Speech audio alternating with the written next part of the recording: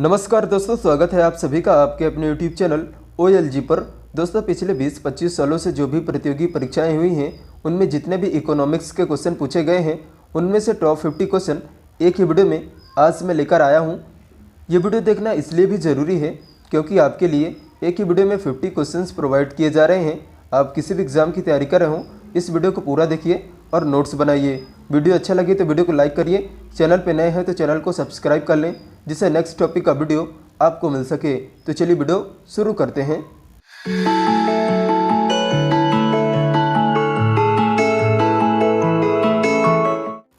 तो आज का हमारा टॉपिक है भारतीय अर्थव्यवस्था से संबंधित महत्वपूर्ण प्रश्न, यानी इंडियन इकोनॉमिक्स से रिलेटेड टॉप इम्पोर्टेंट क्वेश्चंस।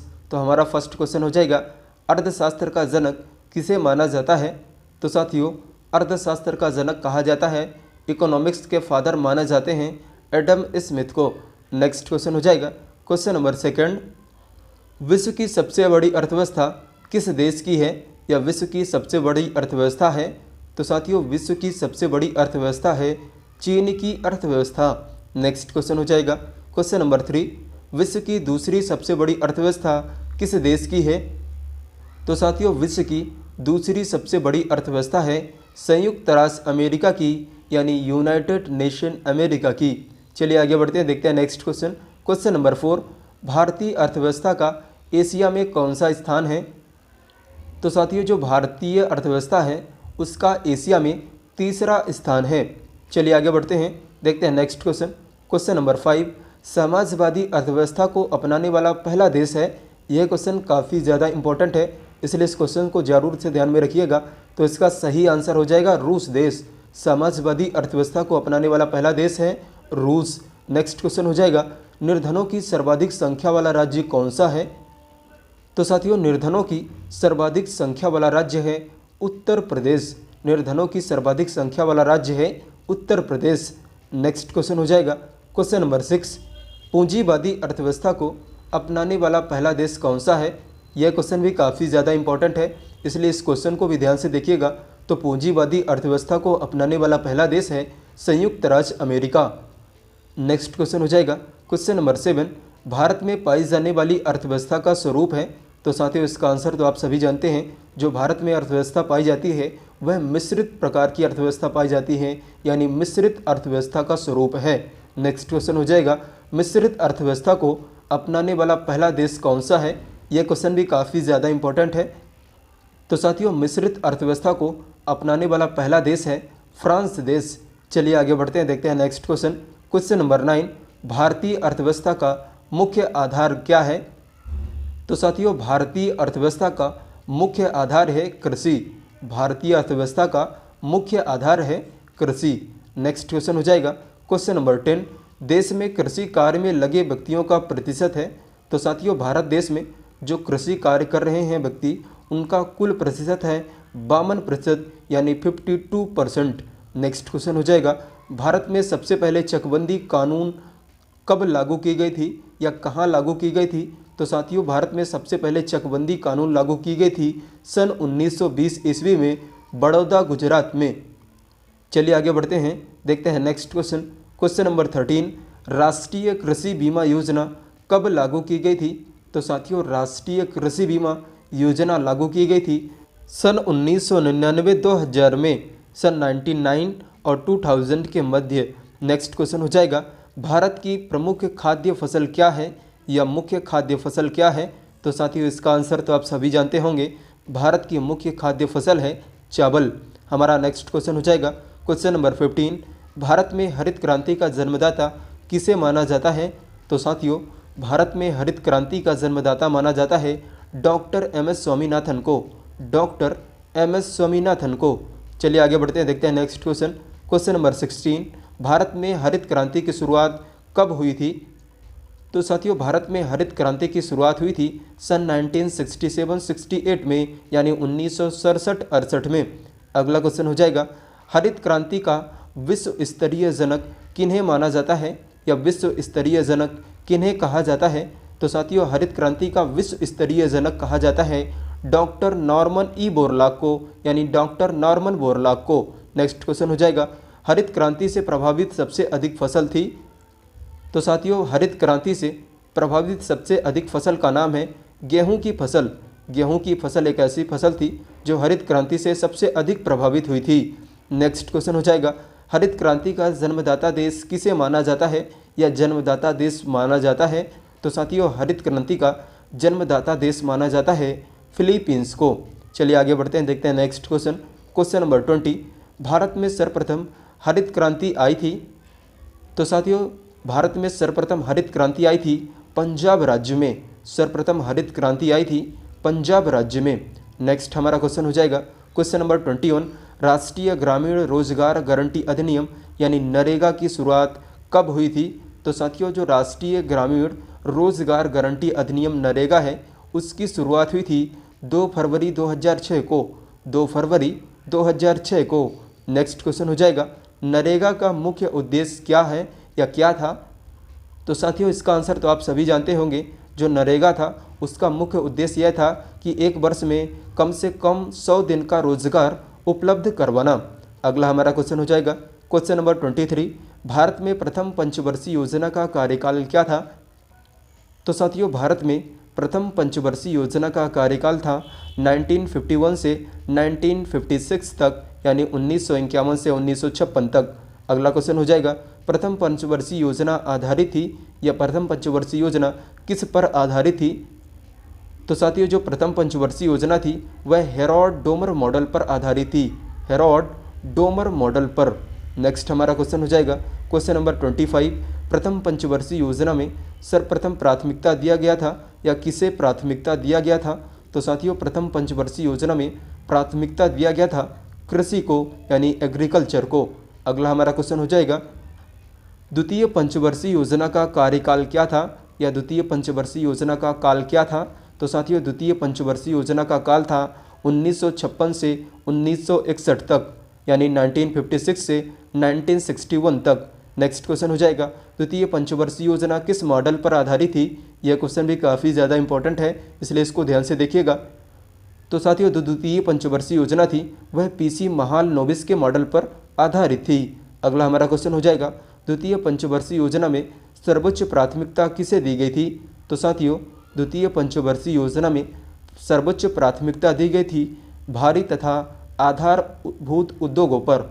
भारी तथा आधारभूत उद्योगों पर। अगला हमारा क्वेश्चन हो जाएगा, तृतीय पंचवर्षीय योजना किस मॉडल पर आधारित थी? तो साथियों जो तृतीय पंचवर्षीय योजना थी वह आधारित थी डोमर समृद्धि मॉडल पर।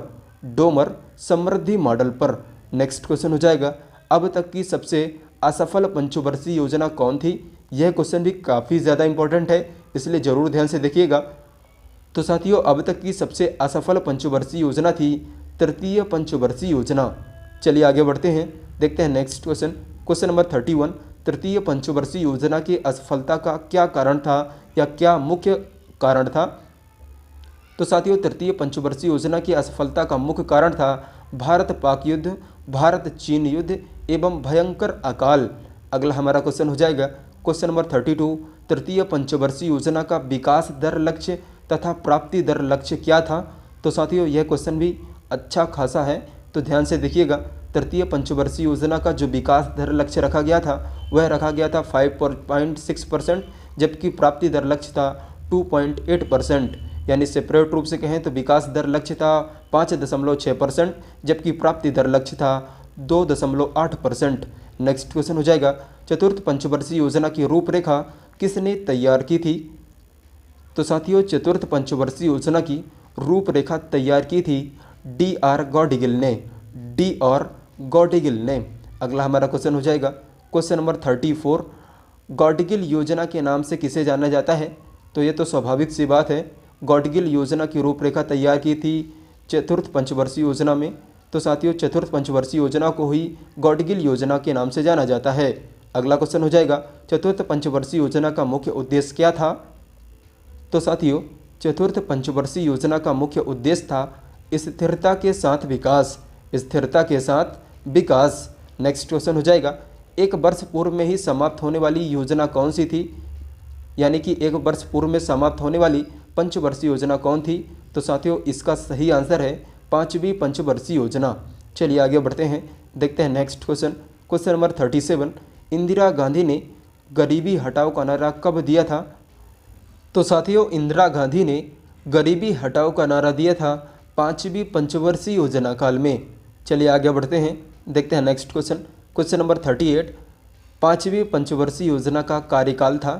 तो साथियों, 5वीं पंचवर्षीय योजना का कार्यकाल था सन 1974 से सन 1979 तक, यानी 1979 तक। अगला हमारा क्वेश्चन हो जाएगा क्वेश्चन नंबर 39, 5वीं पंचवर्षीय योजना की रूपरेखा किसने तैयार की थी? यह क्वेश्चन भी काफ़ी ज़्यादा इंपॉर्टेंट है, इसलिए इसको भी ध्यान से देखिएगा। तो 5वीं पंचवर्षीय योजना की रूपरेखा तैयार की थी डीपी धर ने।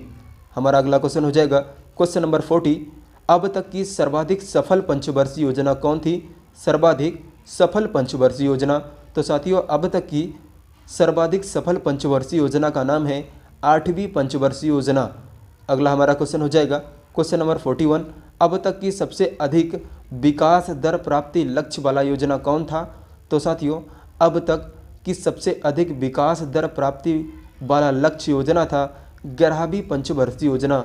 इसमें विकास दर प्राप्ति लक्ष्य था 7.9%, यानी 7.9%। चलिए आगे बढ़ते हैं, देखते हैं नेक्स्ट क्वेश्चन।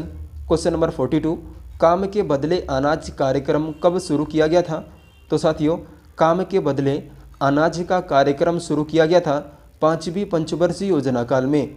5वीं पंचवर्षीय योजना काल में। अगला हमारा क्वेश्चन हो जाएगा क्वेश्चन नंबर 43, राष्ट्रीय ग्रामीण रोजगार योजना किस योजना काल में प्रारंभ हुई थी? तो साथियों, जो राष्ट्रीय ग्रामीण रोजगार योजना है वह प्रारंभ हुई थी 6ठी पंचवर्षीय योजना में। 6ठी पंचवर्षीय योजना में। नेक्स्ट क्वेश्चन है, स्टार लगा, इसका मतलब काफ़ी इंपॉर्टेंट है। 7वीं पंचवर्षीय योजना की रूपरेखा किसने तैयार की थी? यह क्वेश्चन काफ़ी ज़्यादा इंपॉर्टेंट है, इसलिए आप इसे ध्यान से जरूर देखिएगा। तो 7वीं पंचवर्षीय योजना की रूपरेखा तैयार की थी रामकृष्ण हेंगर ने। साथियों, आपकी जानकारी के लिए बता दें, 7वीं पंचवर्षीय योजना का कार्यकाल था सन 1985 से सन 1990। अगला हमारा क्वेश्चन हो जाएगा, नेहरू रोजगार योजना कब प्रारंभ हुआ था? तो फ्रेंड्स, नेहरू रोजगार योजना प्रारंभ हुआ था अक्टूबर 1989 में। 7वीं पंचवर्षीय योजना के दौरान अक्टूबर 1989 में। अगला क्वेश्चन हो जाएगा, 8वीं पंचवर्षीय योजना का काल क्या था? तो साथियों, जैसा कि मैं आपको पहले बताया हूँ, 7वीं पंचवर्षीय योजना का कार्यकाल था सन 1985 से 1990। तो 8वीं पंचवर्षीय योजना का कार्यकाल था सन 1992 से 1997। अगला हमारा क्वेश्चन हो जाएगा, अब तक की सर्वाधिक सफल योजना कौन सी थी? शायद ये क्वेश्चन रिपीट हो रहा है, फिर भी यहाँ देख लेंगे। तो अब तक की सर्वाधिक सफल पंचवर्षीय योजना का नाम है 8वीं पंचवर्षीय योजना। हमारा अगला क्वेश्चन हो जाएगा क्वेश्चन नंबर 48, भारतीय मौद्रिक व्यवस्था की इकाई को क्या कहा जाता है? साथियों, यह क्वेश्चन काफ़ी ज़्यादा इंपॉर्टेंट है, इसको ध्यान से जरूर देखिएगा। तो भारतीय मौद्रिक व्यवस्था की इकाई को कहा जाता है रुपया। चलिए आगे बढ़ते हैं, देखते हैं नेक्स्ट क्वेश्चन।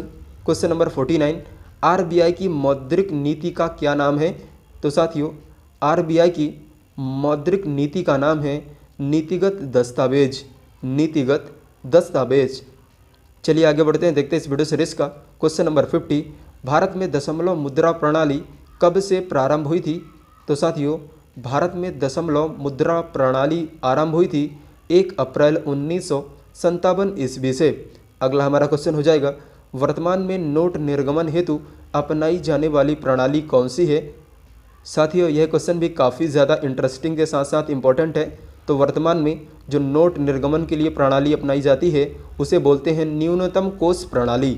हमारा इस वीडियो सीरीज का लास्ट क्वेश्चन हो जाएगा, भारत में मुद्रा स्फीति की माप किसके द्वारा की जाती है? तो साथियों, भारत में मुद्रा स्फीति की माप की जाती है थोक मूल्य सूचकांक के द्वारा, यानी WPI के द्वारा। तो फ्रेंड्स, फाइनली वीडियो एंड करने का टाइम आ चुका है। आई होप कि वीडियो आपको ज़रूर पसंद आई होगी। वीडियो पसंद आए तो वीडियो को लाइक, और हमारे चैनल में आप पहली बार हैं तो चैनल को सब्सक्राइब कर बेल आइकन जरूर प्रेस करें, ताकि समस्त वीडियो की नोटिफिकेशन मिल सके आपको सबसे पहले।